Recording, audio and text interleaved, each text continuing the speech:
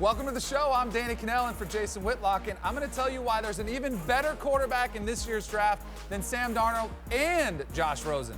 Oh, boy. I'm Colin Cowherd, and I'll tell you why John Gruden to the Raiders could be a disaster waiting to happen. Probably is. Speak for yourself. On a Thursday starts right now. I'm going to have to go after Baker Mayfield and be a jerk again. You better bring it. You're going to have stink on your side over there. Hello and welcome to the show. We're joined today by Hall of Famer Eric Dickerson and Super Bowl champ Mark Schlereth. Man, I feel underqualified for this show. But let's start right here in LA, where USC's Sam Darnold and UCLA's Josh Rosen both declared for the NFL draft yesterday, joining Baker Mayfield in a star-studded QB class. Now, Colin, you've been banging the drum for Darnold since he burst on the scene last year. Yeah. But I'm a big Baker Mayfield guy, and there's no question the Heisman winner's resume is better than anyone in the draft. Do you really think Darnold is clearly a better prospect than Mayfield? Yeah, first thing I've always started with quarterbacks is body type. I don't want any Heisman, any resume. Big, tall, strong, athletic. Darnold, check, check, check, check. He's Big Ben minus about 2.5 inches. Listen, Cleveland's gone after small guy. Cody Kessler, Colt McCoy, Johnny Manziel, and the thin RG3. They all failed. This is a cold, brutal, windy city. They play Baltimore, Pittsburgh. If you go look at the Northern Division of football, you ever notice Cutler, Stafford, Rodgers? All have strong arms. Flacco, Big Ben. Who's the weakest arm in the division? Either Cleveland or Andy Dalton. They've struggled. Darnold he has a Midwestern feel. His body type is perfect for a lousy weather, October, November, December. Baker Mayfield's playing in that spread. Oklahoma's got good weather. They don't play defense. He's 5'11". I don't even think it's close. I didn't know people vacationed in Oklahoma because the weather is so great. I didn't know that. Now, Colin, you're doing what I can't stand because you're falling in love with everything that they fall in line through the draft process, and you're completely forgetting about everything we've seen on film in real games. You'd be that guy that's salivating when all they're up there in their underwear and their guys are weighing in and, ooh, that guy looks great. Look at the body fat. Oh, let's look at all these things. Throw in the tape and watch Baker Mayfield, who has completed more than 71% of his passes this season, 41 touchdowns, 5 interceptions. He can make every single throw that's asked of him out there. Not to mention, he's one of the best leaders at the position we've seen in some years. When you look at the way his players respond to him, I love the chip on his shoulder, the fact that he gets the guys to rally around him, and he can make every single throw where passing is more important than it ever has been. Accuracy. He's one of the most accurate college football quarterbacks we've ever seen in the history of the game. You're going to make the same mistake the teams made last year when they fell in love with Mitch Trubisky, they fell in love with Patrick Mahomes, and they passed over Deshaun Watson, who had laid down the best film of anybody against the best defense in the country in Alabama. By the way, Baker Mayfield played 2 close games. He lost both. When Darnold lost, his team was overwhelmed. Bama last year, Notre Dame this year, Ohio State. Every close game he won. This kid has been in tight games. I think Oklahoma's got better players around him. This is not an underwear contest. I mean, there have been times when you're like, woo, wow, You know why he lost those close games? Because his defense was a sieve at Oklahoma. That's why Baker Mayfield lost in those close games. Feels like excuses to me. Well, I mean, I think, when you look at the Big 12, all the defenses are pretty much sieves. My biggest concern for Mayfield is the system. It's all the spread stuff.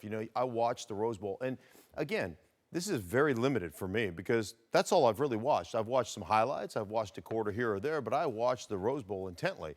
And all that zone read, RPO stuff that some of it is trickled in the NFL for sure, and there's a lot of spread concept in the NFL, but those are the things that concern me. When in that first half you're hitting wide open targets that don't have a guy within 4 yards of them, I'm like, I think everybody could complete a pretty high percentage there. When they went to man under with a single high safety, meaning his second half was bad. That film was bad. Now, it's one game, so it's a very small sample set. Here's what concerns me about all college quarterbacks. So I don't like any of them. And I don't like them until they get in the NFL and prove that they can play in the NFL. But my biggest issue when you play at a school like USC or you play at a school like Oklahoma is that if you play 12 games, 9 times you're going to go out there and out-athlete your opponent. Yeah. our athletes are better than your athletes, and we're just gonna pile drive you. And so I think it's really hard to look at that and go, oh yeah, he's going to translate really well, because in the NFL, you're not out athleting anybody. I mean, everybody's got supremely gifted guys. Then it becomes the mental aspect and how well you adjust to NFL systems, how well you adjust to NFL coaching, and can you elevate all those players. Love Mayfield from a swagger standpoint, love him from just a competitive standpoint, really concerned about the offense that he runs, because I don't think it translates well to the NFL, because I've seen too many of those guys that don't translate Hasn't the last well. 17 years. Sam Bradford's the only Big 12 guy, and he's a really good player. Sam Bradford's the only Big 12 quarterback that worked. Like, he's it. And they've all had... But other than Carson Palmer, there's not been a lot of USC guys. But there's been a lot of either. Pac-12 guys that have worked. Well, they said the same thing about Jared Goff, because he never went under center. That was coming to the pros. And then the first year, well, see, he had never been under center and stuff. When I look at Baker Mayfield, and like I said, I don't watch a lot of college football, but I'm an Oklahoma fan, because I kind of want to go to OU, but wasn't allowed to go there. I like you said, he's accurate. I don't care how you look at it. Accuracy is big. I always say my best example, Aaron Rodgers. He is the most accurate quarterback I've ever seen. Baker Mayfield's not a big guy. Drew Brees is not a big guy. Russell Wilson's not you love Russell Wilson. Love him. Russell Wilson kind of guy. He's a winner. He knows how to win. Look, you're not going to win all the games. That's just the facts. But I like his enthusiasm. If he went to Cleveland, I think he'd do a good job. But first of all, you've got to put a team around the guy. You can't send, I don't care how great you are, you put Tom Brady in Cleveland, he's going to struggle. I mean, you have to have a team around a quarterback. I tried to simplify this for everybody. Just forget all the film and make a little graphic. Try to give strengths and weaknesses, some categories where each quarterback stacks up, who has the edge in both ones. I think you'll like this. Decision-making on the field, no doubt, Baker Mayfield. Arm, size, clearly Darnold has the strength. Mobility, accuracy, and it factor, I give to Mayfield. And the category that you love, Colin, is choir boy. Darnold wins that one all day, but that's not what you're looking for in a franchise quarterback. You need a guy with that moxie. That guy can go out there and make plays. I'm going to dispute. Let's go to Oakland, which is what John Gruden may be doing, with a Monday Night Football broadcaster admitting, quote, there's a good chance he's going to take the Raider job if they offered it to him, which seems pretty inevitable at this point. All right, Canal. Danny, you think this Gruden-Raiders reunion is going to succeed? I do. I didn't love the terms when you're hearing about some of them, and I know the ownership didn't come to fruition, but I think when we see the type of money that's going to be thrown at John Gruden, it's going to be absurd. But I don't think John Gruden is coming back for the money. I think he's coming back because of the situation that he's getting. And he's getting a team that just a season ago was 12-4, was right there. He's got Derek Carr, who was MVP caliber a year ago. Now, they had a rough season this year. It kind of fell apart a little bit. It started when Derek Carr got hurt at the end of that season, that playoff run. But John Gruden doesn't come back unless he knows he's got a chance to win. And I think he'll be able to step into that locker room. And because of the TV stuff, some of the stuff that made him more attractive and the reason he came up in every single rumor whenever there was a coaching opportunity available, will gain him respect in that locker room. And that means a lot. Those players are going to look at him and they're going to say, oh, this guy's a winner. We've seen him. He's got the Super Bowl ring, but he also has some cachet across the NFL. And I think that matters. Guys are going to buy into what he's selling. I think the most important thing he has to do is he probably has to get rid of Marshawn Lynch. And if you have a sit down with Marshawn and he's not willing to buy into everything you're doing, you get him out of the locker room. I think you undermine Derek Carr's leadership skills in that locker room. You've got some talent on the defensive side of the ball, young talent like Khalil Mack. You've got an incredible wide receiver in Amari Cooper. He will win in Oakland. Yeah, I don't see it. I think 9 years. Baseball today, there's analytics, but it mostly looks like baseball 50 years ago. Football 10 years ago and today are different sports. There's no more fullbacks. There's no more huddles. The tight end has become incredibly crucial. If you look at the way you draft, how players project, what you're getting from college to the pros, quarterbacks, the league's different. Listen, man, Sean McVay and Kyle Shanahan, who's who you now compete against, these guys are like tech wizards. They're like Zuckerberg. They're like the young hotshot from Harvard, and now they're running companies in Silicon Valley. That's who you're competing against. He's an older guy. He's a TV personality. He's in the sport that's changed the most. And frankly, this is not a rich franchise. The Raiders they have the poorest owner. this feels almost to me like a marketing move as much as a coaching move, and those never work out. It feels like they need to sell tickets. He's a kind of a cool fit. People will talk about the brand. I think Jay Gruden today is a better coach than John Gruden. Here's the interesting thing for me. I understand how the league operates. I also know this.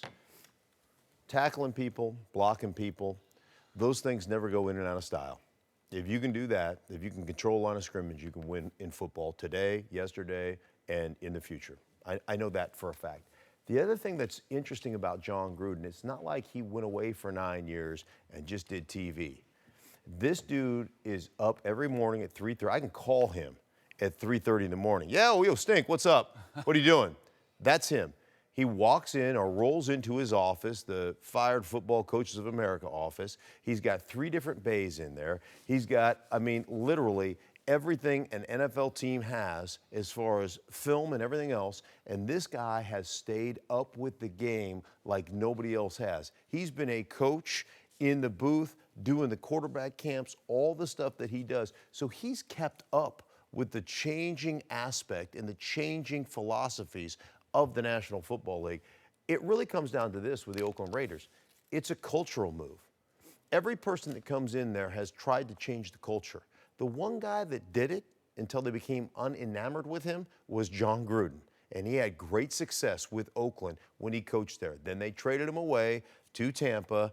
And you know what? The rest is history. They went on this 15-year just debacle. But that's a guy, to me, that can coach, and it's not going to go in and out of style. I think it's a good move for the Raiders. I agree. I think when you think of John Gruden, I think of the Raiders.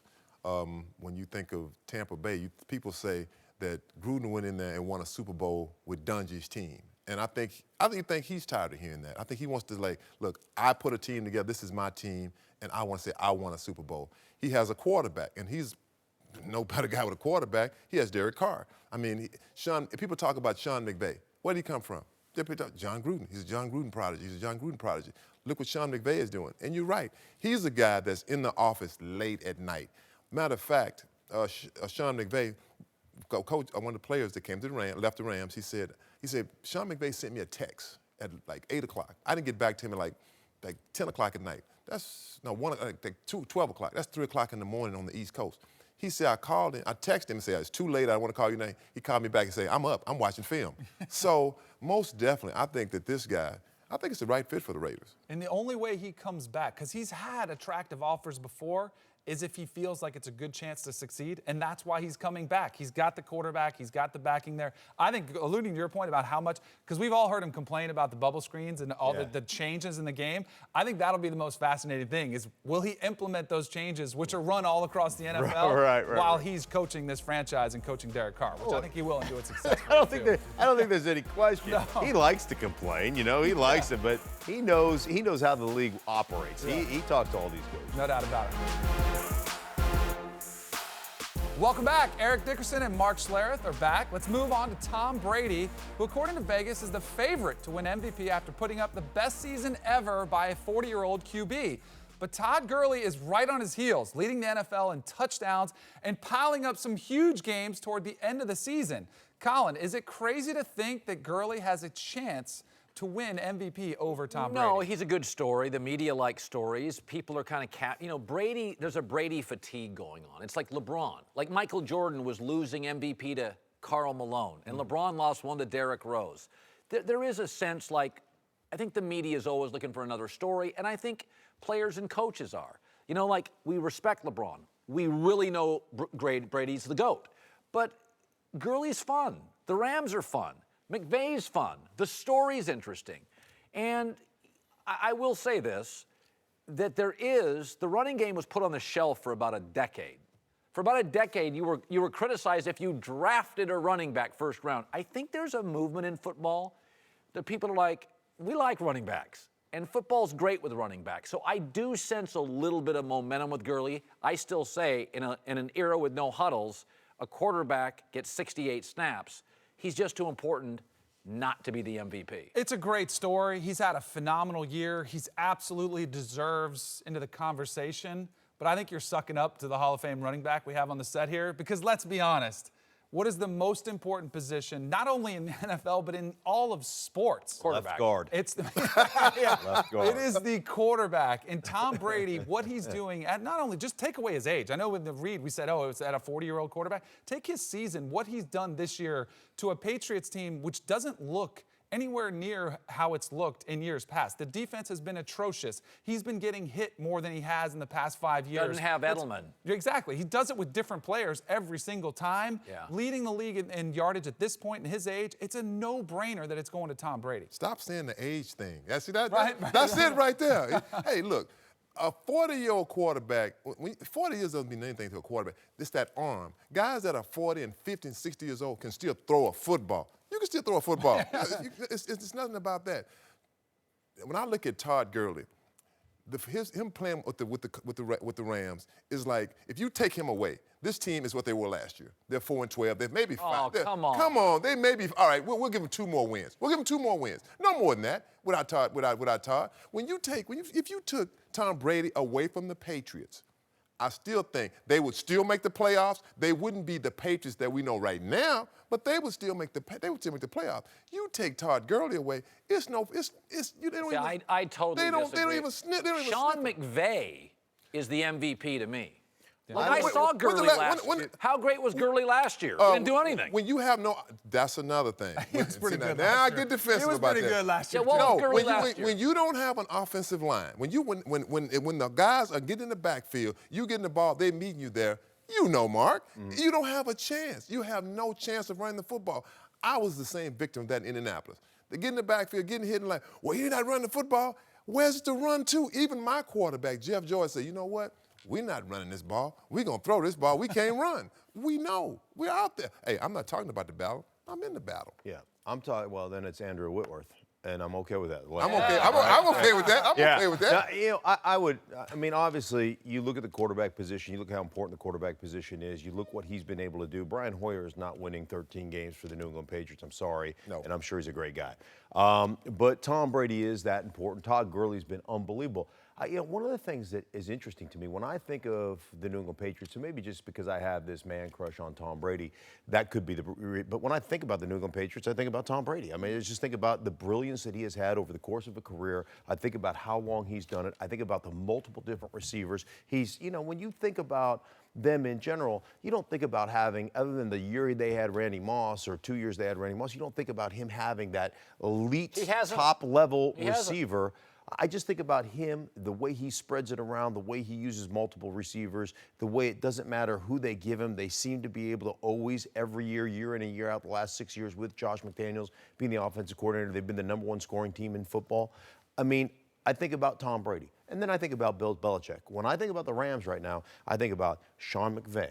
I think about how they've changed their offensive line. I think about Todd Gurley, but I also think about Aaron Donald because I think he might be the best football player in the National Football League. And you think the best special teams in the league. I just think about all those things in totality. So if I'm a voter, and I'm not, but if I'm a voter, like I am just naturally swayed to go, oh, Tom Brady, what an unbelievable By the way, story when that quarterbacks go to the sideline, always win it. Yeah. I mean, it's always. Well, yeah, but by the way, that they should. They should not. Why? Just because they're quarterbacks? No, because it is. When you talk about taking, look no, how many. It's not just that's like this. Like because he's a quarterback. Look how many teams talking about taking. So forget everybody else. No. We let the quarterback and center line. It's the most valuable. Look how many teams. You were the most valuable player when you went over 2,000 yards. Were you not? No.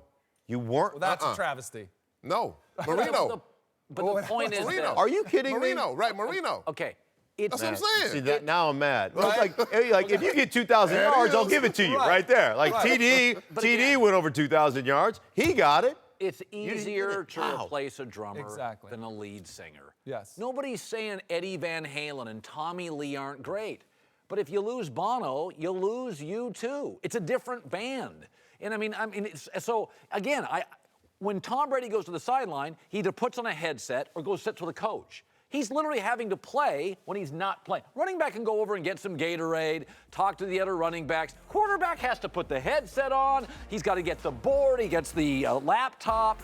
They never stop playing. How many times you played running back? Listen, I was Just a question. quarterback. Just a question. Welcome back now, joined by Fox NBA analyst Chris Broussard, the founder of the Big Lead, Jason McIntyre, who got yelled at by Charlie Weiss yesterday. It happens. Deservedly so. For the Lakers, who got obliterated by the Thunder last night, sort of quit. LA's now lost 8 in a row, all 6 without Lonzo Ball. He went down with a sprained shoulder, not surprisingly. Lonzo's fellow rookie teammate, Kyle Kuzma, wasn't happy after getting beat by 37. Flat out gave out. We gave up. You can see, they got basket after basket. We had no resistance on them on the defensive end, and on the offensive end, when things got tough, we try to do it individually, and we can't do that in this league. We just, went to being, selfish on the floor. We didn't compete on defense, and they killed us, flat out. Losing by 40, there's no in between. So. While Lonzo has taken a lot of heat this year on this show, the Lakers have actually suffered when he's been out, losing all 11 games and struggling on defense. Danny, is Lonzo Ball actually underrated? Oh my goodness. I can't believe we're actually having this conversation that I'm about to get ganged up on too. I have this feeling with the player that's had more hype than anybody we've seen in the last decade, in large part because of his dad. It's impossible that you could actually be anything but that. He's absolutely overrated because of the hype, the standard that's been set for him. But let's just even set the bar a little bit lower and just say, all right, how is he stacking up out there? He's not even the most important player on his own team. That would be Kuzma. And it's not just because Kuzma's the leading scorer, because he's more a demonstrative leader, he's better on defense. It's because he's got the leadership skills. Have you ever seen Lonzo call out his teammates the way Kuzma just did? No. Isn't he supposed to be this effervescent, changing player, culture-changing player? When was the last time he did anything except walk away from his players while they're scrapping and he's going the other way, showing like he could care less? You have a player who can't play defense and can't shoot. That, to me, is some pretty significant issues for a player that we're supposed to be hyping up as the next Magic Johnson. Okay. That is insanity to me. He was a football and baseball star. Here's the thing he walks away from his teammates. Let me just say this. Get their back. He didn't want to get a T. One of the things I've always loved about LeBron is it's not about scoring. And most basketball fans just glom onto scoring.